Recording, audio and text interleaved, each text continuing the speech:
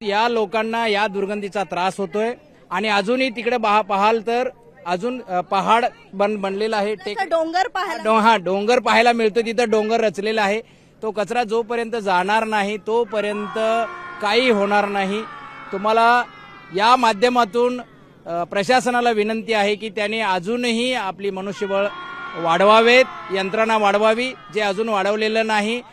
सगळे नेते मंडळी येऊन बघतायत, परंतु ठोस निर्णय व्हायला पाहिजे अशी आमची विनंती आहे. कचरा उठा लेना चाहिए। कपड़े भी कितने गंदे आए हैं और ये कचरा नहीं उठेगा तो लाइफ टाइम कचरा आता रहेगा और जाता रहेगा, आता रहेगा, जाता, और कभी भी बीच क्लीन नहीं दिखेगा, कभी भी नहीं दिखेगा।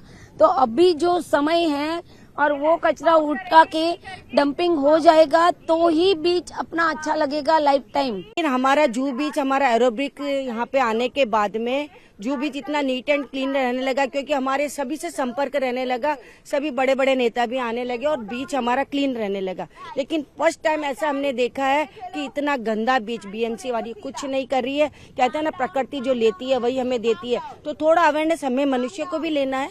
बीएमसी वाले तो करेंगे ही करेंगे। हमने लेटर डाला, उषा जी ने, सबने मिलके, सबने साइन करके लेटर, लेकिन हमें भी सबको अवेयरनेस रह के इस चीज को ध्यान में देके काम करना चाहिए। परिस्थिती पाहता म्हणजे इथे खूप प्रमाणात प्लास्टिकचा खूप वापर आहे आणि अस्वच्छता आहे आणि मुलांना म्हणजे पर्यावरण धोक्याचं आहे।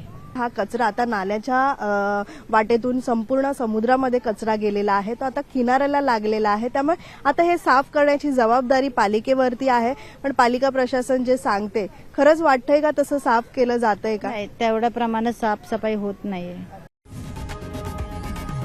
लोकशाही मराठी ऐका, पहा, जागरूक रहा।